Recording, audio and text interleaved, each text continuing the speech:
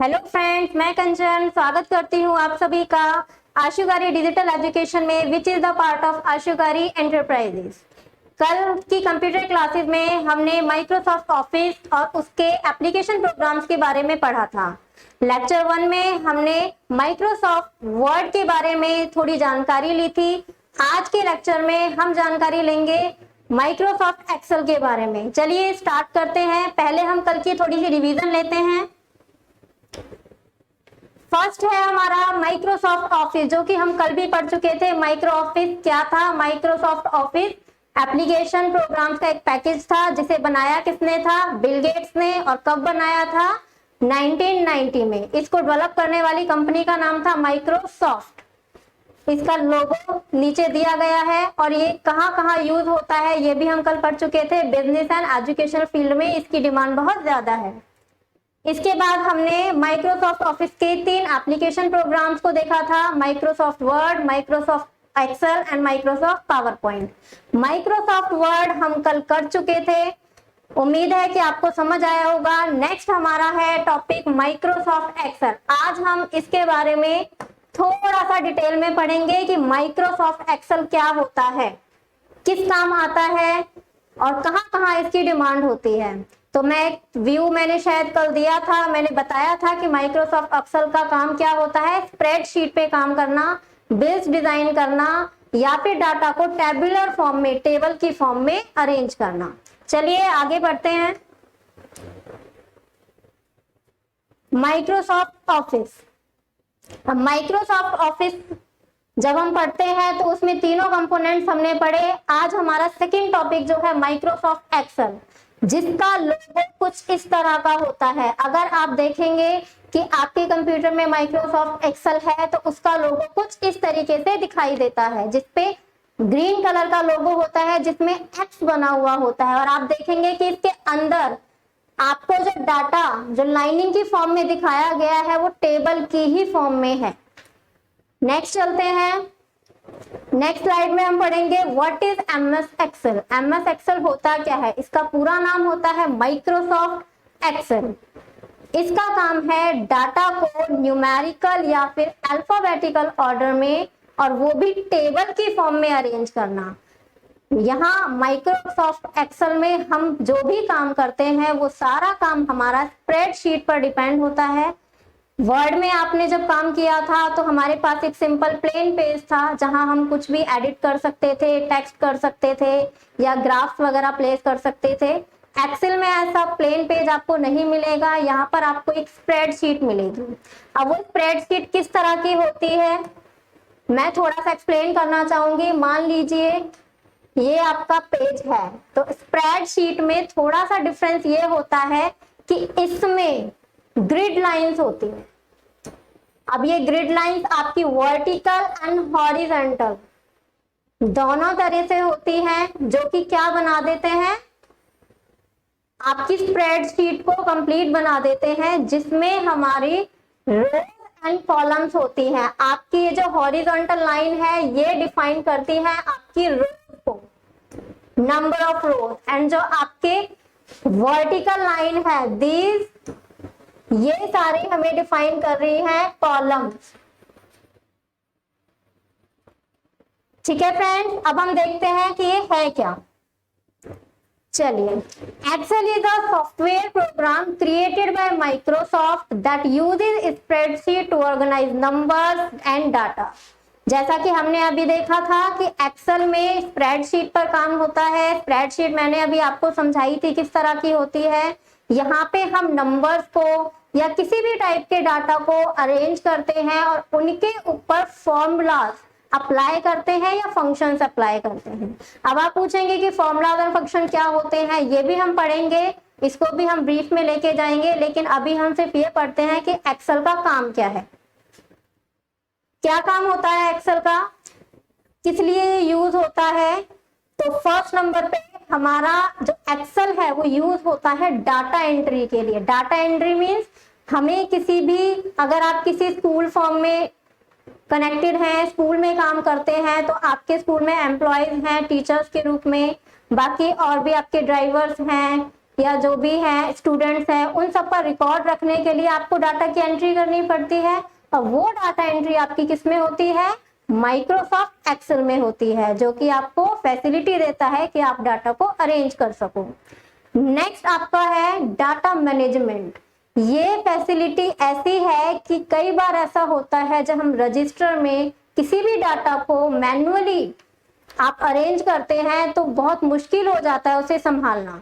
तो MS Excel क्या काम करता है, डाटा को मैनेज करता है, जिससे कि वो इजी टू हैंडल हो और समझ में भी आए और वो मेंटेन भी रह सके। नेक्स्ट है आपका अकाउंटिंग। मोस्टली अकाउंट में जितने भी बंदे काम करते हैं, जितने भी लोग काम करते हैं, वो एक्सेल का यूज जरूर करते हैं। क्यों? क्योंकि अकाउंट में टेबल्स बनानी पड़ती हैं, वो टेबल्स की फैसिलिटी एक्सेल में सबसे अच्छी प्रोवाइड की गई है। नेक्स्ट है हमारा डाटा शॉर्टिंग। शॉर्टिंग का मतलब होता है किसी भी चीज को सिंपल बना देना, जिससे कि वो हमारी समझ में आसानी से आए। मान लीजिए आपको कोई भी डाटा ऐसे ही दे दिया जाए जिसको हम शॉर्ट ना करके दें, ऐसे ही आपको कोई भी चीज पकड़ा दी जाए जो आपको समझ में ना आए, अगर हम उसको अरेंज करके दें, या तो उसको असेंडिंग ऑर्डर में लगा के दें या उसको डिसेंडिंग ऑर्डर में लगा के दें, तो वो आपको इजीली अंडरस्टैंडेबल होगा, आप उसे इजीली समझ पाओगे। तो डाटा शॉर्टिंग का काम यही होता है। डाटा शॉर्टिंग में क्या होता है कि एक्सेल हमारे डाटा को जब सेव करता है तो वो ये फैसिलिटी देता है कि वो डाटा को अरेंज कर सकता है असेंडिंग एंड डिसेंडिंग ऑर्डर में, जिससे कि अगर आपको कोई भी चीज ढूंढनी है, फाइंड आउट करनी है, तो आप इजीली कर सकते हैं। नेक्स्ट है चार्टिंग एंड ग्राफिंग। आप एक्सेल के अंदर चार्टिंग एंड ग्राफिंग भी कर सकते हैं। ये चीज आप वर्ड में भी कर सकते थे और ये आपको फैसिलिटी एक्सेल में भी मिल जाती है। तो चार्टिंग एंड ग्राफिंग का मतलब वही है, आप चार्ट प्लेस कर सकते हैं, ग्राफ्स बना सकते हैं, जो कि हमारे प्रेजेंटेशंस में बहुत ज्यादा काम आते हैं। उसके बाद हमारा आ जाता है नेक्स्ट प्रोग्रामिंग। प्रोग्रामिंग एक फंक्शन होता है। मान लीजिए हम अपने एक्सेल में कोई भी शीट बना रहे हैं, तो हम उस शीट को HTML लैंग्वेज में कन्वर्ट करके अपने ब्राउजर के साथ कनेक्ट कर सकते हैं। यानी हम अपनी एक्सेल शीट को नेट पे, इंटरनेट के थ्रू, ब्राउजर के थ्रू भी एक्सेस कर सकते हैं। तो यानी ये ऐसी प्रोग्रामिंग है जो कि हमारे नेट को यानी ब्राउजर को भी सपोर्ट करती है। नेक्स्ट है टाइम मैनेजमेंट। अगर हम एक्सेल में काम करते हैं तो बहुत सा टाइम हमारा बच जाता है। आप किसी चीज को मैन्युअली हैंडल कर रहे हैं, उससे बेटर है कि आप उसे डिजिटली हैंडल करें, कंप्यूटर के थ्रू हैंडल करें, तो वो इजीली हो जाता है, जिससे कि हमारा काम भी आसान होता है और टाइम भी बच जाता है। नेक्स्ट हमारे आता है टास्क मैनेजमेंट। टास्क मैनेजमेंट का मतलब है कि कंप्यूटर में कोई भी काम जब भी हम करते हैं, सिर्फ ये एक्सेल के लिए ही नहीं, हर किसी एप्लीकेशन के लिए है टास्क मैनेजमेंट। इसका मतलब ये है कि कंप्यूटर हमारे टास्क को मैनेज कर देता है ताकि हम उसे इजीली एक्सेस कर पाएं, उसको प्रोसेस भी कर पाएं और उसको कंप्लीट कर सकें। नेक्स्ट है पीपल मैनेजमेंट। इससे हमारे लोगों की भी मैनेजमेंट होती है। जैसे कि आप अगर बिजनेस लाइन में हैं तो आपने कंपनीज का रिकॉर्ड वगैरह देखा होगा। पीपल्स की सारी मैनेजमेंट किसमें होती है, कंप्यूटर के अंदर फीड कर दी जाती है, जिससे वो कभी भी किसी भी टाइम एक्सेस हो सकती है। नेक्स्ट है परफॉर्मिंग कैलकुलेशन। सबसे बड़ा जो बेनिफिट है हमारा एक्सेल का वो यही है कि हम इसमें कैलकुलेशन कर सकते हैं। कई बार ऐसा होता है कि हमें बहुत बड़ी बड़ी डिजिट दे दी जाती हैं या बहुत ही लॉन्ग टाइप ऑफ डाटा होता है, जिसे कैलकुलेट करना थोड़ा सा मुश्किल होता है। मैन्युअली हो जाता है लेकिन थोड़ी सी डिफिकल्टीज हमें फेस करनी पड़ती है, या तो उसे डबल या ट्रिपल बार एक्सेस करना पड़ता है। लेकिन एक्सेल में अगर हम कैलकुलेशन करते हैं तो वह एक्यूरेट ही मिलेगी, आपको बिल्कुल सही ही मिलेगी। और ये कैलकुलेशन हम किसके थ्रू करते हैं, फॉर्मूलाज एंड फंक्शन के थ्रू। ये भी हम आगे पढ़ेंगे कि फॉर्मूलाज एंड फंक्शंस होते क्या हैं और उन्हें कैसे हम अप्लाई करते हैं। नेक्स्ट हमारा है 4 major components of MS Excel. अभी हमने पढ़ा MS एक्सेल क्या होता है, उसके फीचर्स क्या है। अब हम पढ़ रहे हैं 4 major components of MS Excel, यानी एमएस एक्सेल के 4 घटक या तत्व कौन से हैं जो इसके लिए इतने इंपॉर्टेंट है, जिसके बिना एमएस एक्सेल में काम हो ही नहीं सकता। तो फर्स्ट आ जाता है हमारा वर्कशीट्स। वर्कशीट जी अभी मैंने बताया था कि वर्कशीट क्या होती है। वर्कशीट वह होती है जिस पर हम एक्सेल में काम करते हैं। बिना वर्कशीट के आप एक्सेल में कुछ नहीं कर सकते। जैसे वर्ड में बिना पेज के, बिना वर्क स्पेस के कोई काम नहीं हो सकता, ऐसे ही वर्कशीट के बिना एमएस एक्सेल में हम कुछ भी चीज एंटर नहीं कर सकते। नेक्स्ट हमारा है चार्ट्स। चार्ट्स का भी एक इंपॉर्टेंट रोल होता है एमएस एक्सेल में कि हम किसी भी चार्ट को प्लेस कर सकते हैं, वो भी खुद से बनाकर। यानी आपको अगर कोई चार्ट प्लेस करना है अपनी प्रेजेंटेशन में, तो आप उसकी वैल्यूज खुद उसे देकर अपने चार्ट को अपने हिसाब से मॉडिफाई कर सकते हो। नेक्स्ट है डेटाबेस। डेटाबेस बेसिकली एक कंटेनर होता है। डेटाबेस को हम अज्यूम करते हैं कि ये एक कंटेनर है जिसका नाम हमने रख दिया डेटाबेस।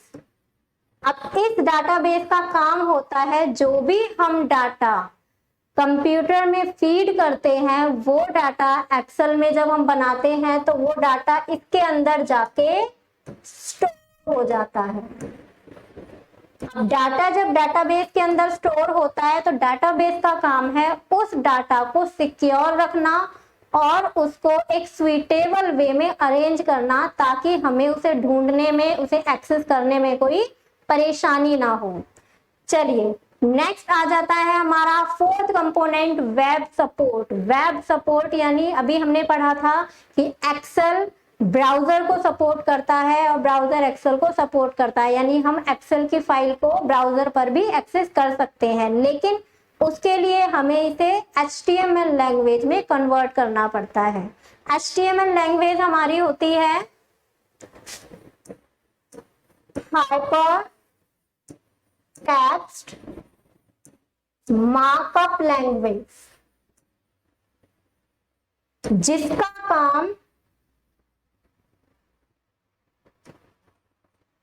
काम सिर्फ इतना है कि ये डेटाबेस को एक्सेस कर पाए। अगर हमारा डाटा हाइपरटेक्स्ट मार्कअप लैंग्वेज यानी HTML में कन्वर्ट नहीं होगा तो ब्राउजर हमारी एक्सेल सीट को एक्सेस ही नहीं कर पाएगा, वो एरर शो कर देगा। चलिए अब इनके कंपोनेंट्स को हम थोड़ा सा ब्रीफ में डेफिनेशंस के साथ पढ़ते हैं।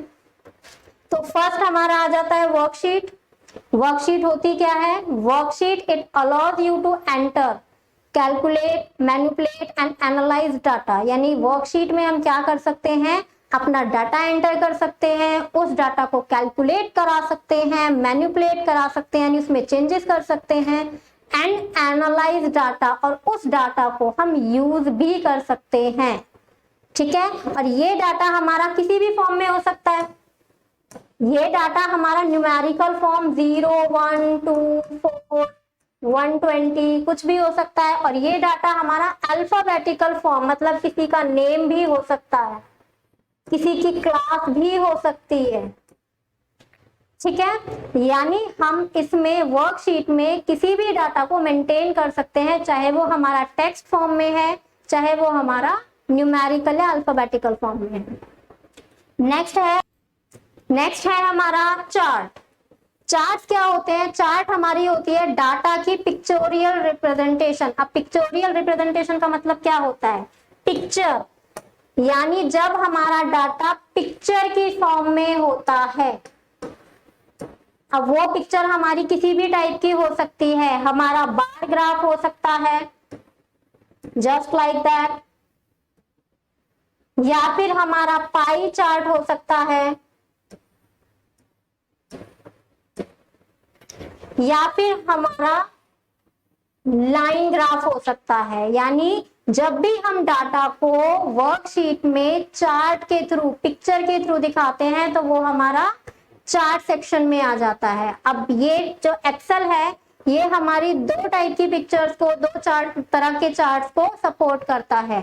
फर्स्ट है हमारा 2 dimensional and the second one is 3 dimensional.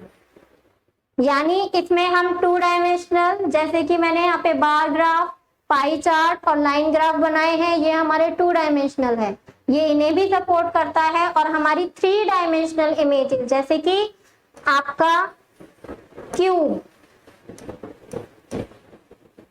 Sphere और आपका क्यूबॉइड, ये हमारी 3 डायमेंशनल इमेजेस हैं, ये इन्हें भी सपोर्ट करता है। इन इमेजेस को भी हम चार्ट के थ्रू अपनी वर्कशीट में यूज कर सकते हैं। नेक्स्ट हमारे आ जाता है 3rd नंबर पे डेटाबेस। डेटाबेस अभी हमने पढ़ा था, क्या था? डेटाबेस था हमारा एक कंटेनर जिसमें हम डाटा को फीड कराते हैं। इट मैनेज डाटा, ये डाटा को मैनेज करता है। एंड जब भी हम वर्कशीट पर काम करते हैं तो एक्सेल इस डाटा को शॉर्ट कर देता है। शॉर्ट का मतलब हमने पहले भी पढ़ा था, शॉर्ट का मतलब होता है डाटा को एक ऐसे वे में अरेंज कर देना जिससे कि वो हमारे समझने में आसान हो। नेक्स्ट है हमारा 4th component, web support. Excel हमारे जो वर्कबुक है, अगर उसको हम HTML फॉर्मेट में कन्वर्ट कर देते हैं, जब ये HTML फॉर्मेट में कन्वर्ट होगा तो क्या होगा? वेब ब्राउजर इसे सपोर्ट करेगा। वेब ब्राउजर में हम इस एक्सेल शीट को एक्सेस कर सकते हैं। नेक्स्ट देखिए, नेक्स्ट टॉपिक हमारा आ जाता है how to open MS Excel. पहले हमने सीखा था कि हम MS वर्ड को कैसे ओपन करते हैं, सेम स्टेप हम फॉलो करते हैं MS एक्सेल में। फर्स्ट, सबसे पहले हमें क्लिक करना होता है स्टार्ट बटन पे। हमारी विंडो जब हमारा कंप्यूटर ऑन होता है तो हमारे लेफ्ट, बॉटम लेफ्ट में स्टार्ट बटन होता है। स्टार्ट बटन पर हम क्लिक करते हैं तो हमारा पॉपअप मेन्यूज आ जाते हैं, प्रोग्राम्स आ जाते हैं बहुत सारे। उन प्रोग्राम्स में हमें ऑल प्रोग्राम्स पर जाकर माइक्रोसॉफ्ट ऑफिस को ढूंढना होता है। सेम जैसे हमने MS वर्ड ओपन किया था वही स्टेप्स हम दोहरा रहे हैं। फर्स्ट स्टार्ट बटन पर क्लिक किया, उसके बाद सेकंड हम आए ऑल प्रोग्राम्स पर एंड 3rd नंबर पे माइक्रोसॉफ्ट ऑफिस 2013। आपके पास जो भी वर्जन हो आप उस पर क्लिक करें। अब लास्ट हमारा 4th स्टेप होता है find out the Microsoft Office Excel and then click on it. यानी 4th स्टेप में हम माइक्रोसॉफ्ट ऑफिस एक्सेल को ढूंढेंगे और उस पर क्लिक कर देंगे तो हमारे पास MS एक्सेल की शीट खुल जाएगी। यानी हमारा MS एक्सेल प्रोग्राम कुछ इस तरह से ओपन हो जाएगा। यहाँ मैंने पहले से मार्किंग की हुई है। MS एक्सेल की विंडो कुछ इसी तरह की दिखती है जिसमें हमारे कुछ कंपोनेंट्स, कुछ फीचर्स हैं जो मैं बता देती हूँ इसमें क्या क्या होता है। सबसे ऊपर टॉप पर आप लेफ्ट साइड में देखेंगे, आपको दिखेगा क्विक एक्सेस टूल बार, जहां पर हमारे कुछ ऑप्शंस होते हैं सेव, रीडू एंड अनडू। ये ऑप्शंस हमें मिल जाते हैं क्विक एक्सेस टूल बार पर। इन्हें क्विक एक्सेस टूल बार क्यों कहा जाता है? क्योंकि ये ऐसे ऑप्शंस हैं जिन पर अगर हम क्लिक करेंगे तो क्लिक करते ही हमारा ऑपरेशन परफॉर्म हो जाता है। सेंटर में हमारा आ जाता है टाइटल बार, जहां पर हमारे इस पूरी वर्कशीट का नाम होगा कि हमने क्या ओपन किया हुआ है। आप जिस नाम से फाइल को सेव करेंगे वही नाम आपको यहाँ टाइटल बार पर शो होगा। राइट साइड में अगर आप देखते हैं तो टॉप राइट में आपको मिल जाते हैं program window controllers. Program window controllers आपके यूज होते हैं, ये भी आपके क्विक एक्सेस टूल्स ही हैं। इन्हें आप परफॉर्म कर सकते हैं डायरेक्ट एक क्लिक से। यहाँ पर आपका दिया हुआ होता है close, restore and minimise. Restore को हम मैक्सिमाइज भी कहते हैं। इसके बाद हमारी सेकेंड लाइन आ जाती है। सेकेंड लाइन में हमें दिए हुए हैं रिबन टैब्स, यानी हमारे टूल बार। ठीक है, टूल बार के टूल्स होते हैं जो हम आगे डिस्कस करेंगे। File, home, insert, page layout, formulas, ऐसे ही बहुत से मेन्यूज हैं। उसके बाद जिस भी मेन्यू पर आप क्लिक करेंगे उसका रिबन उसी के नीचे आपको मेंशन मिलेगा। उस रिबन बार में बहुत सारे कंट्रोल्स होते हैं, बहुत सारे ऑप्शंस होते हैं जिन्हें आप यूज कर सकते हैं अपनी एक्सेल फाइल को मॉडिफाई करने के लिए, उसमें चेंजेस करने के लिए, फॉर्मेटिंग के लिए। उसके नीचे आपको एक लाइन और मिलेगी, उस लाइन में क्या है, एक्टिव सेल आपको लेफ्ट में देखने को मिलेगा, जहां पर मेंशन होता है पहले से A1, यानी आप जो भी सेल पर काम कर रहे हैं उस सेल का नाम यहाँ पर आपको मेंशन मिलेगा, तो इसीलिए इसका नाम है एक्टिव सेल नेम बॉक्स, यानी जिस सेल पर आप वर्क कर रहे हैं वही सेल का नाम आपको वहां शो ऑप्शन में मिलेगा। उसके बिल्कुल बराबर में आपको मिल जाता है फॉर्मूला, यहाँ पर आपका होता है फॉर्मूला बार, ठीक है। यहाँ पर आप जो भी फॉर्मूला आप अप्लाई करोगे ना, वो फॉर्मूला आपको यहाँ पर लिखा हुआ मिल जाएगा कि आपने ये फॉर्मूला इस सेल में अप्लाई किया है। उसके बाद नीचे आपकी पूरी ये शीट होती है जिसे हम वर्कशीट बोलते हैं, और वर्कशीट का जो ग्रुप होता है उसे हम वर्कबुक बोलते हैं। तो ये वर्कशीट है जिसमें हम काम करते हैं, और इस चीज का ध्यान रहे कि जब हम एक्सेल में वर्क करते हैं तो जो सेल आपकी सेलेक्ट होगी आप उसी सेल में ही अपने डाटा की एंट्री कर सकते हैं। नेक्स्ट हमारा लेफ्ट साइड में और आपकी वर्कशीट के टॉप में आपको कुछ अल्फाबेटिकल और न्यूमेरिकल वैल्यूज दिखेंगी। लेफ्ट में कुछ न्यूमेरिकल वैल्यूज है, ये 1 से लेके चलती रहती है, मतलब हमारी वर्कशीट बहुत ज्यादा लंबी हो जाती है। इसके बारे में आगे हम पढ़ेंगे कि हमारी रोज और कॉलम्स कितने हैं। तो ये हमारी रोज को डिफाइन करते हैं, हमें पता चल जाता है कि हम किस रो में काम कर रहे हैं। और हमारे जो अल्फाबेटिकल ऑर्डर्स में जो ऊपर लाइन दी हुई है ये हमारी डिफाइन करती है कॉलम्स को, कि हम किस कॉलम पर हैं, ठीक है। तो उसके बाद हमारा आ जाता है नीचे, यानी वर्कशीट के बिल्कुल नीचे आपको 2 लाइनें दी हुई हैं, 2 रिबन्स दिए हुए हैं। वो किस लिए हैं? फर्स्ट आपकी लाइन होती है स्टेटस बार, जो कि स्टेटस दिखाती है कि हम किस शीट पर काम कर रहे हैं। जितनी शीट भी हमारी ओपन है वो सारी शीट्स के नाम नीचे शो कर देता है। उसके बाद इसी के साइड में हमारा स्क्रॉल बार होता है। स्क्रॉल बार से हम अपनी शीट को लेफ्ट राइट या ऊपर नीचे स्क्रॉल कर सकते हैं, स्लाइड कर सकते हैं। और सबसे लास्ट में हमें मिल जाता है हमारा व्यू बटन, जूम स्लाइडर, जिससे हम अपनी फाइल को, अपने पेज को जूम करके देख सकते हैं कि हमने जो लिखा है वो किस तरीके से शो हो रहा है। चलिए अब इसके बारे में आगे बढ़ते हैं।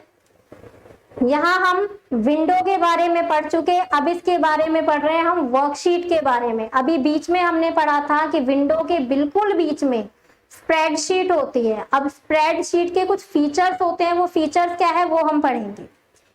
स्प्रेडशीट के फीचर्स में सबसे पहले आता है the worksheet is organised into a rectangular form and containing columns and rows. जैसा कि हमने पहले भी पढ़ा था कि हमारी जो वर्कशीट होती है उस वर्कशीट में ग्रिड लाइंस होती है जो कि क्या बनाती है, रेक्टेंगल्स बनाती हैं।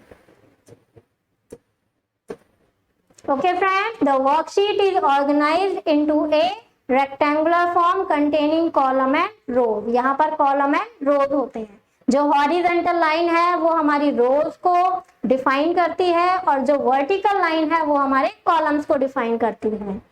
Next हमारा है the intersection of each row and column is known as cell। यानी आपकी वर्कशीट में जब रोज एंड कॉलम्स इंटरसेक्ट होते हैं, मान लीजिए ये आपके 4 कॉलम्स हैं और बीच में मैंने एक हॉरिजॉन्टल लाइन बना दी, तो ये हो गए आपके 8 कॉलम्स। अब यहाँ पर क्या है, जो ये एक है इसको हम बोलेंगे सेल। जहां रो एंड कॉलम्स आपस में मीट होते हैं तो वो क्या बना देते हैं, एक सेल बना देते हैं जिस पर हम अपना डाटा फीड करते हैं। अब इस सेल के बाद हम आगे पढ़ते हैं ईच वर्कशीट इन अ वर्कबुक। अब वर्कबुक में जब हमारा डाटा एंटर होता है तो वर्कशीट बहुत लंबी होती है। अब इसमें रोज कितने होते हैं, कॉलम्स कितने होते हैं और टोटल सेल्स कितनी होती हैं। रोज जो हमारे होते हैं,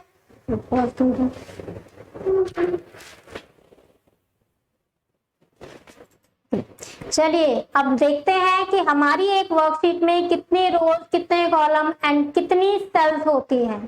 तो अब जो हमारी विंडो चल रही है, यानी हमारा माइक्रोसॉफ्ट एक्सेल 13, उसमें हमारे टोटल जो हमारे कॉलम्स होते हैं वो कितने होते हैं? कॉलम्स होते हैं हमारे 16,384, यानी 16,384 कॉलम्स होते हैं।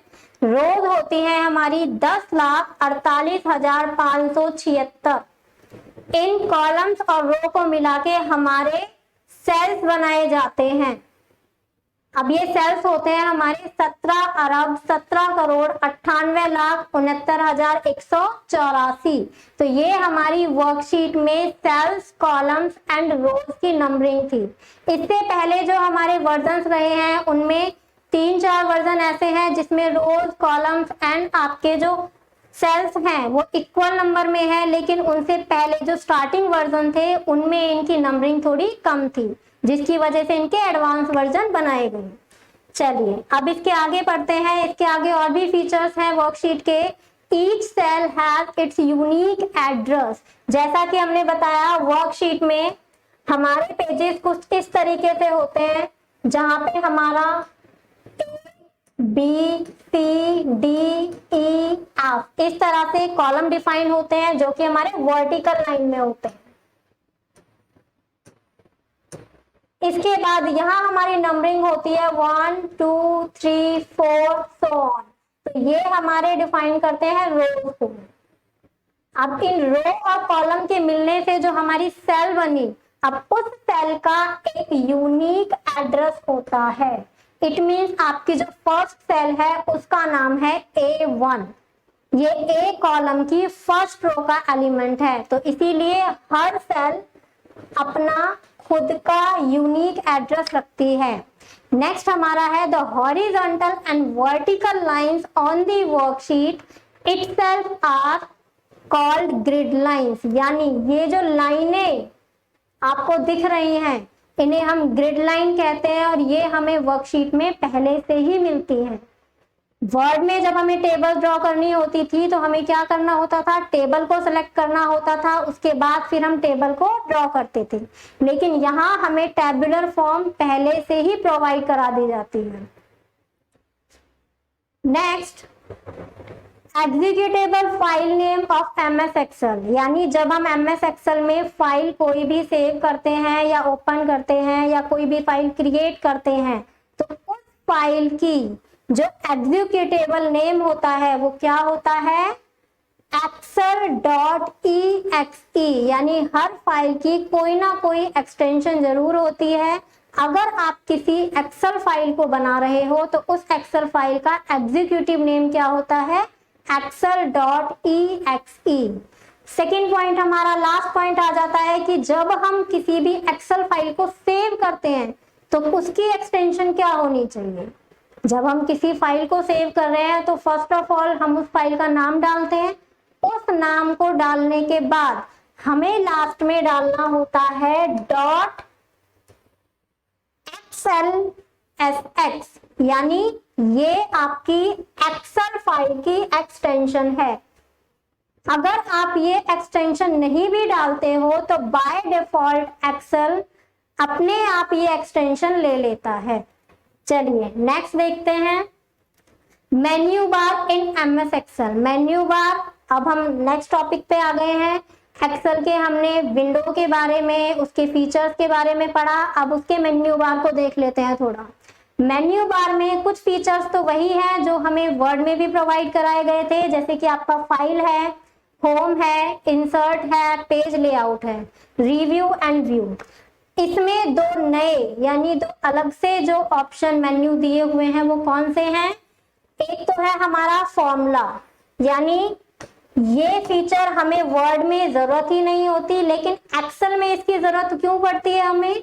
क्योंकि हम एक्सेल में कैलकुलेशन परफॉर्म करते हैं। अब उन कैलकुलेशन के लिए हमें फॉर्मूले की जरूरत तो पड़ेगी ही। नेक्स्ट हमारा है डाटा। अब इसमें एक नया फीचर और जुड़ जाता है डाटा। अब हम इनको डिटेल में पढ़ते हैं कि ये होते क्या है। फर्स्ट आ जाते हैं, फर्स्ट है हमारा फाइल। फाइल मेन्यू में सारे फीचर्स वर्ड की तरह ही हैं। न्यू का काम होता है नई फाइल क्रिएट करना, ओपन का काम होता है पुरानी फाइल को या बनी हुई फाइल को, स्टोर फाइल को ओपन करना। सेव ऑप्शन के थ्रू हम किसी भी एक्टिव फाइल को सेव कर सकते हैं। और सेव एज के थ्रू हम उसी फाइल की रिक्वायर्ड फॉर्मेट में दोबारा से सेविंग कर सकते हैं। उसके बाद हमारा प्रिंट में हम किसी भी फाइल को प्रिंट करा सकते हैं, हार्ड कॉपी निकलवा सकते हैं उसकी प्रिंटर के थ्रू। नेक्स्ट शेयर से हम अपनी फाइल को किसी दूसरे के साथ शेयर कर सकते हैं। अब वो हमारा मैन्युअली भी हो सकता है, हार्ड कॉपी निकालो शेयर कर दो, या फिर आप नेट यानी ब्राउजर की हेल्प से भी आप शेयर कर सकते हो। नेक्स्ट आपका है क्लोज टैब। आपको वैसे तो विंडो पर भी मिल जाता है, लेकिन अगर आप चाहें तो आप फाइल मेन्यू में जाकर भी अपनी फाइल को क्लोज कर सकते हैं। चलिए नेक्स्ट देखते हैं। नेक्स्ट हमारा है होम मेन्यू में आपको रिबन दिखेगा। इस रिबन में आपके वही सारे फॉन्ट्स होते हैं, क्लिपबोर्ड होता है, अलाइनमेंट होते हैं, नंबर होता है, स्टाइल्स होते हैं, सेल्स होती हैं और एडिटिंग होती है। यानी होम मेन्यू में वो सारी चीजें होती हैं जो हमें डॉक्यूमेंट को क्रिएट करने के लिए जरूरी होती है। Home menu has common formatting and editing command. यहाँ पर और कुछ नहीं होता है, यहाँ पर सिर्फ हम अपने डॉक्यूमेंट की फॉर्मेटिंग कर सकते हैं और उसकी एडिटिंग कर सकते हैं। नेक्स्ट हमारा आ जाता है मेन्यू इंसर्ट रिबन। अब इंसर्ट रिबन का काम क्या है? इंसर्ट से ही समझ जाना चाहिए कि इंसर्ट रिबन हम किसी भी डायग्राम को, किसी भी पिक्चर को, किसी भी ऑब्जेक्ट को अपनी वर्कशीट पर इंसर्ट करा रहे हैं, प्लेस करा रहे हैं। नेक्स्ट पेज लेआउट रिबन में हम अपनी वर्कशीट के पेज को सेट कर सकते हैं। इसका काम सिर्फ क्या होता है, स्प्रेडशीट की जब प्रिंटिंग होती है तो हमें मार्जिन सेट करना पड़ता है, वरना वो पूरी शीट को प्रिंट करके दे देगा। लेकिन आपको सिर्फ कितना कंटेंट चाहिए होता है, जितनी स्प्रेडशीट में आपने वर्क किया हुआ है आपको सिर्फ वही कंटेंट चाहिए। तो उतने कंटेंट को प्रिंट कराने के लिए आपको जरूरत होती है पेज लेआउट की। नेक्स्ट हमारा है फॉर्मूला रिबन। अब ये थोड़ा सा डीप हम इसको डिस्कस करेंगे। फॉर्मूला रिबन का काम होता है जब हम वर्कशीट में कैलकुलेशन करते हैं कोई भी मैथ की, जब हम कोई बिल बना रहे हैं तो हमें एडिशन की, सब्ट्रैक्शन की, मल्टीप्लिकेशन की जरूरत होती है, तो इनका काम किसके थ्रू किया जाता है, फॉर्मूलाज के थ्रू। यहाँ हम यूज करते हैं इंसर्ट फंक्शन। यहाँ पर आपको फर्स्ट मेन्यू मिल जाता है इंसर्ट फंक्शन, यानी हम किसी भी फंक्शन को डायरेक्टली इंसर्ट कर सकते हैं इंसर्ट फंक्शन के थ्रू। उसके बाद हमें मिल जाता है सेकंड टैब में फंक्शन लाइब्रेरी। फंक्शन लाइब्रेरी में हमारे कुछ प्री डिफाइंड फंक्शंस होते हैं, जैसे हमारे मैथ के ट्रिग्नोमेट्री के फंक्शंस हैं, डेट एंड टाइम है, लॉजिकल फंक्शंस हैं, अर्थमेटिकल ऑपरेशंस हैं। उसके बाद आता है हमारा डिफाइन नेम्स, यानी हम नेम भी डिफाइन कर सकते हैं, अपने फॉर्मूले की सिलेक्शन खुद से कर सकते हैं और क्रिएट भी कर सकते हैं। नेक्स्ट है फॉर्मूला ऑडिटिंग, यानी अगर आपने कोई फॉर्मूला अप्लाई किया और उसमें कोई भी एरर आती है तो उस एरर को चेक करने का काम भी फॉर्मूला रिबन के अंदर हो जाता है। लास्ट है आपका कैलकुलेशन। ये हमने पहले भी पढ़ा था कि जो एक्सेल है वो बना ही हमारी कैलकुलेशन के लिए है, तो ये हमें कैलकुलेशन ऑप्शंस भी प्रोवाइड कराता है। नेक्स्ट देखते हैं। नेक्स्ट है हमारा डाटा रिबन। अब डाटा रिबन का काम क्या होता है, data ribbon has the command for accessing external data. Data ribbon के थ्रू हम कोई भी एक्सटर्नल यानी किसी दूसरे डाटा को भी एक्सेस कर सकते हैं। जैसा कि आप यहाँ देख रहे हैं फर्स्ट टैब में हमें यहाँ पे मिलता है gate external data. Gate external data का काम क्या है कि हम अपने डाटा को कहीं से भी यूज कर सकते हैं, चाहे वो हमारा MS एक्सेस पर है, चाहे वो हमारा वेब ब्राउजर पर है, या फिर वो किसी और फॉर्मेटिंग में है, हम उन सभी को यूज कर सकते हैं MS एक्सेल में। उसके बाद हमारे शॉर्ट एंड फिल्टर्स होते हैं, अपने डाटा को शॉर्ट भी कर सकते हैं हम, शॉर्टिंग हमने पहले भी पढ़ी थी। नेक्स्ट है हमारा डाटा टूल्स। अब डाटा के कुछ टूल्स होते हैं जो हम अप्लाई कर सकते हैं। रिमूव डुप्लीकेशन, अगर हमें लगता है कि कोई डाटा हमारा डुप्लीकेट यानी बार बार यूज हो रहा है तो उसे हम रिमूव भी कर सकते हैं। नेक्स्ट है आउटलाइन। हमारा जो डाटा है जो हमने स्टोर किया है उसकी आउटलाइनिंग को ग्रुप करना। मान लो हमने कोई टेबल बनाई और डाटा, अगर हम पूरी टेबल को सेलेक्ट करना चाहते हैं लेकिन सिर्फ एक ही कॉलम सेलेक्ट हो रहा है तो क्या करेंगे, हम उन सबको मर्ज कर देंगे कनेक्ट कर देंगे, तो वो ग्रुपिंग और अनग्रुपिंग का काम किसका होता है? आउटलाइन फॉर्मेटिंग का। नेक्स्ट देखते हैं रिव्यू रिबन। रिव्यू रिबन का काम सेम हमारा वर्ड की तरह ही क्या करता है, ये डॉक्यूमेंट को जब प्रिपेयर हो जाता है उसके बाद रिव्यू दोबारा से देखता है कि उसमें कोई गलती तो नहीं है। स्पेल चेक जो हमें वर्ड में मिलता है वही आपको यहाँ पे एक्सेल के रिव्यू में भी मिल जाता है। प्रूफिंग, प्रूफिंग लैंग्वेज, प्रूफिंग का मतलब क्या होता है? प्रूफिंग में अगर हमारी कोई भी स्पेलिंग गलत है तो उस स्पेलिंग को हम ट्रांसलेट कर सकते हैं, उसका सिनोनियम ढूंढ सकते हैं या फिर उसको रिसर्च भी कर सकते हैं। नेक्स्ट हमारा कमेंट। अगर हम चाहें तो अपने वर्कशीट में कमेंट भी डाल सकते हैं। कमेंट्स मेनली इसलिए डाले जाते हैं जब हम कोई भी ऐड कर रहे हो, जैसे कि 50% ऑफ, 20% ऑफ, ये सेल परचेजिंग में ज्यादा यूज होता है। नेक्स्ट हमारा है चेंज। अगर हमें अपनी वर्कबुक को शेयर करना है, ठीक है, तो अगर हम चाहते हैं कि हमारी परमिशन के बिना कोई उसे शेयर ना करे, कोई उसे एक्सेस ना कर पाए, तो हम क्या करेंगे? हम उसे प्रोटेक्ट कर देंगे, हम उसे लॉक कर देंगे। तो प्रोटेक्शन, अपनी शीट को, वर्कशीट को प्रोटेक्ट करने की जो जिम्मेदारी होती है वो किसकी होती है? रिव्यू टैब की। रिव्यू टैब में आपको मिल जाता है चेंज ऑप्शन, जिसमें हम protect sheet, protect workbook and share workbook, यानी जब आप चाहेंगे तभी आप अपनी वर्कबुक को शेयर कर सकते हैं, अदरवाइज नहीं कर सकते। नेक्स्ट आपको मिल जाता है view menu tool. View menu tool का काम क्या होता है? व्यू मेन्यू में जो रिबन में जो टैब मिलते हैं आपको, उसका काम होता है अपनी फाइल को जूम करके देखना, मिनिमाइज करके देखना, यानी उसको हर तरीके से सेट करना और देखना कि क्या उसमें कोई गलती है या नहीं है। इसके साथ मैक्रोज जो हमने वर्ड में भी पढ़े थे, किसी भी डाटा की जब डुप्लीकेसी यानी बार बार उसे हमें एडिट करना होता है तो हम क्या करते हैं, उसको मैक्रो के साथ ऐड कर देते हैं और एक शॉर्टकट की बना लेते हैं, और उस शॉर्टकट की का यूज हम अपनी वर्कशीट में कहीं भी कर सकते हैं उस डाटा को दोबारा से लाने के लिए। नेक्स्ट चलते हैं हमारे एक्सेल फॉर्मूलाज की तरफ कि हमारे एक्सेल फॉर्मूलाज क्या होते हैं। फॉर्मूलाज हमारे रूल्स एंड रेगुलेशन होते हैं जो हम किसी भी चीज पर, चाहे वो हमारा टेक्स्ट है, चाहे वो हमारी न्यूमेरिकल वैल्यू है, उन पर अप्लाई करते हैं कैलकुलेशन के लिए। अब यहाँ आप देख रहे हैं फॉर्मूला क्या है, एक ऐसा फंक्शन है जो हमारा बिना इक्वल साइन के यूज ही नहीं हो सकता। एक्सेल में जब भी हमें कोई फॉर्मूला लिखना होता है तो उसका एक रूल होता है कि हम जब भी कोई एक्सेल का फॉर्मूला लिखते हैं तो उसकी स्टार्टिंग होती है इक्वल से। अगर आप ये इक्वल नहीं लगाते तो हमारा जो एक्सेल है वो क्या करेगा, आपका जो फॉर्मूला है उसे एज अ टेक्स्ट अटेम्प्ट कर लेगा। पहले हम क्या करेंगे, हमारा जो रूल है वो ये है कि पहले हम इक्वल साइन पुट करते हैं, उसके बाद हम सेल का नाम, जिस सेल में हमें अपना ऑपरेशन अप्लाई करना है उसका नाम लिखते हैं और अपना ऑपरेटर प्लेस कर देते हैं।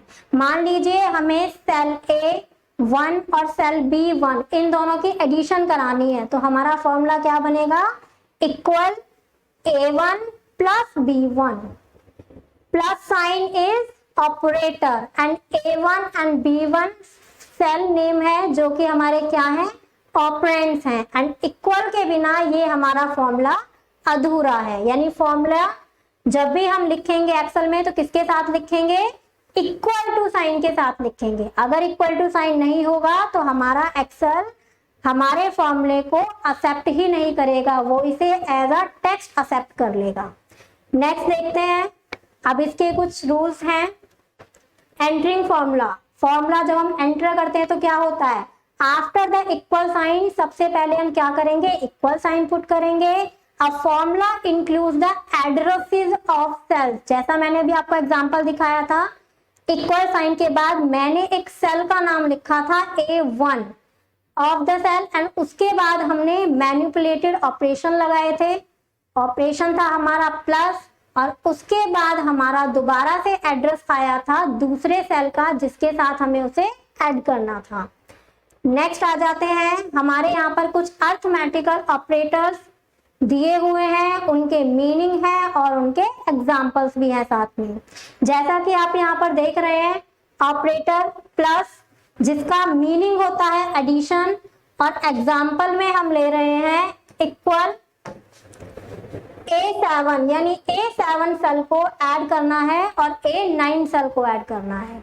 नेक्स्ट आपका सेकेंड नंबर पे आ जाता है सब्ट्रैक्शन।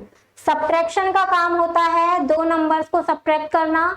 यहाँ हम ले रहे हैं इक्वल A7 सेल और A9 सेल, इनकी सब्ट्रैक्शन करनी है। नेक्स्ट है मल्टीप्लीकेशन। मल्टीप्लीकेशन में इक्वल A7 मल्टीप्लाई A9, यानी A7 को A9 से मल्टीप्लाई करो। एंड लास्ट हमारे आ जाते हैं डिवीजन एंड एक्सपोनेंट। डिवीजन का काम डिवाइड करना होता है, सबको पता है। A7 डिवाइड बाय A9, यानी A7 सेल में जो भी वैल्यू है उसे A9 से डिवाइड कर देना। लास्ट आपका एक्सपोनेंट, ये शायद आप सबके लिए नया होगा। एक्सपोनेंट का मतलब होता है पावर, यानी A7 में जो भी नंबर होगा उसकी पावर हो जाएगी A9 वाला नंबर। अब इसके बाद आगे पढ़ते हैं, आगे हमारे और कौन कौन से हैं। अब हमारा आ जाता है फॉर्मूला के बाद फंक्शंस। फंक्शंस क्या होते हैं? फंक्शन भी एक तरह के फॉर्मूला ही है, लेकिन फंक्शन हमारा थोड़ा सा इजी होता है फॉर्मूले से।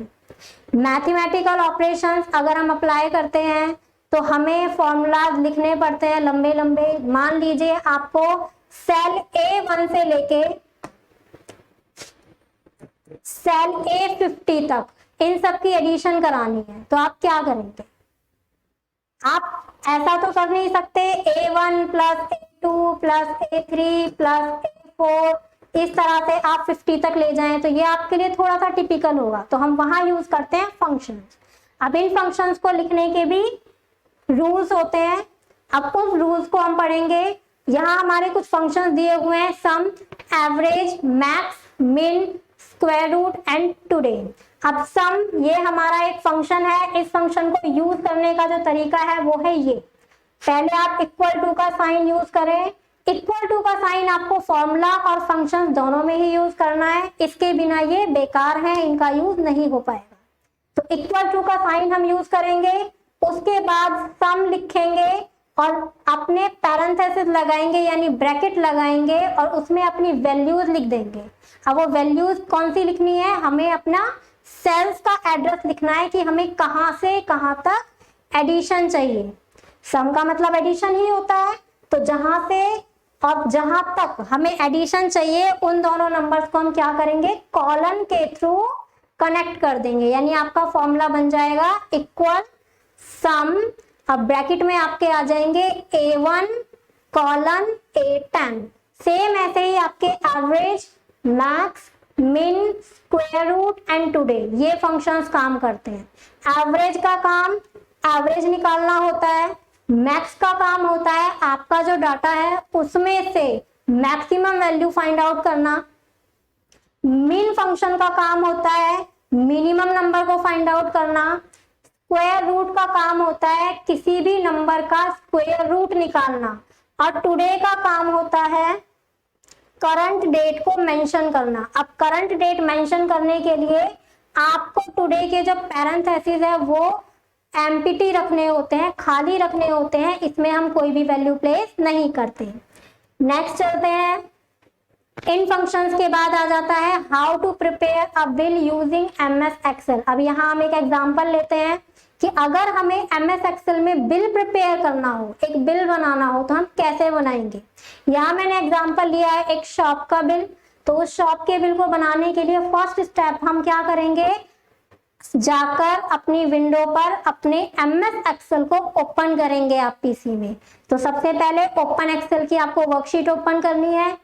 सेकेंड स्टेप में आपको जिस भी शॉप के नाम से आप बिल बना रहे हो उसका नाम आप हेडिंग के तौर पर लिखेंगे, जैसे कि आपको यहाँ दिखाई दे रहा है। यहाँ मैंने मेंशन किया है T blast mobile gallery Rajgarh, ये आपका क्या है? शॉप नेम है, जो मैं ना एज ए हेडिंग लिखा हुआ है यहाँ पर। अब इस हेडिंग को लिखने के बाद ये जितनी भी सेल्स में आएगा उन सेल्स को आपको मर्ज करना है। अब मर्ज करने के लिए आप क्या करेंगे, होम मेन्यू में आपका मर्ज एंड सेंटर ऑप्शन दिया हुआ है, उस पर क्लिक करके आप इसको मर्ज कर देंगे सेंटर से। नेक्स्ट, इसके बाद थर्ड स्टेप में हम right the address and contact of shop. आप क्या करेंगे, हेडिंग के नीचे उस शॉप का एड्रेस और मोबाइल नंबर या कॉन्टेक्ट नंबर मेंशन करेंगे, और उसके बाद हमारे आ जाते हैं name, GST number, bill number और डेट। ये चीजें हमारी वो हैं जो हमारी बिल में होती ही हैं। इसके बाद हमारा नेक्स्ट स्टेप आ जाता है क्रिएट द टेबल। अब हम टेबल बनाएंगे, क्योंकि शॉप का बिल है तो जाहिर सी बात है कि किसी ना किसी प्रोडक्ट के लिए होगा। तो जो हमें टेबल जो ड्रॉ करनी है, उस टेबल में हमें कॉलम रखने हैं अपने हिसाब से, जो जो चीजें हम कैलकुलेट कराना चाहते हैं। अब इसमें जो मुझे जो चीजें जरूरी लगी वो थी सीरियल नंबर। हर प्रोडक्ट का सीरियल नंबर तो होता ही है, जो भी आप प्रोडक्ट खरीद रहे हैं। उस प्रोडक्ट का नेम वो जरूर मेंशन करना है, उसकी क्वांटिटी, आप कितनी क्वांटिटी में ले रहे हैं, उसका रेट कि 1 पीस का रेट कितना है, और लास्ट में आपका आ जाता है अमाउंट। अब यहाँ हम क्या कर रहे हैं, हमारा अमाउंट हमें कैलकुलेट कराना है, और वो हम कैलकुलेट कराएंगे क्वांटिटी और रेट की मल्टीप्लीकेशन के साथ। तो हम यहाँ पर क्या कर रहे हैं, फॉर्मूला अप्लाई कर रहे हैं। अब यहाँ मैंने फॉर्मूला अप्लाई कर दिया है, equals to C8 multiply D8, यानी अगर मैं अपनी क्वांटिटी को मल्टीप्लाई करूं रेट से तो मेरा अमाउंट निकल कर आ जाए। नेक्स्ट, इसके बाद लास्ट स्टेप हमारा है लिस्ट ऑल द आइटम्स, यानी जितने भी आइटम्स हैं उनकी हम लिस्ट प्रिपेयर कर लेंगे। लिस्ट हमने प्रिपेयर कर ली कुछ इस तरीके से। मैंने यहाँ पर अपने 3 आइटम्स की एंट्री करी है। अब मैंने तीनों का अमाउंट कैलकुलेट करा दिया। अब फाइनल में मुझे रिजल्ट क्या चाहिए, टोटल अमाउंट। तो टोटल अमाउंट के लिए क्या करना होगा, हमारे तीनों प्रोडक्ट्स के जो टोटल अमाउंट आए थे उनको ऐड कर देंगे। ऐड करने पे हमारा फाइनल अमाउंट जो है वो निकल कर आ जाएगा। तो उसके लिए हमें एडिशन के लिए या तो फंक्शन या फिर फॉर्मूला अप्लाई करना पड़ेगा। यहाँ मेरा प्रोग्राम थोड़ा छोटा सा था, तो मैंने यहाँ पर एक फॉर्मूला अप्लाई किया है, equals to E8 plus E9 plus E10, यानी हमारे इस कॉलम के ये तीनों नंबर्स, तीनों अमाउंट ऐड होके हमारा टोटल अमाउंट दे दे। अब हमारा जो फाइनल बिल प्रिपेयर होगा वो कुछ इस तरीके से होगा। अब इसमें हमारा जो हेडिंग सेक्शन था, सबसे पहले हमने ये मेंशन किया है, ये हमारी है हेडिंग। उसके बाद हमारा आ जाता है एड्रेस एंड कॉन्टेक्ट, ये हमारी आ जाती है इंफॉर्मेशन, जो कि हमारी किससे रिलेटेड है, शॉपकीपर या शॉप से रिलेटेड है। उसके बाद यहाँ पर आ जाते हैं हमारे name, GST, bill number and date. Date और जीएसटी नंबर आपको मेंशन करने होते हैं एट अ टाइम। उसके बाद हमारे यहाँ पे 3 प्रोडक्ट लिए गए हैं, तीनों प्रोडक्ट की मैंने क्वांटिटी दी हुई है 1, 2 एंड 1। रेट इसका दिया हुआ है और कैलकुलेट करके फिर अमाउंट निकाला है। इस अमाउंट को ऐड करने के बाद हमें टोटल हमारा रिजल्ट मिल जाएगा। तो ये हमारा हो गया कि हम अपने MS एक्सेल में खुद से बिल कैसे प्रिपेयर कर सकते हैं। चलिए फ्रेंड्स, हमारा ये टॉपिक आज यहीं हम खत्म करते हैं। नेक्स्ट के लिए आप वेट कीजिए।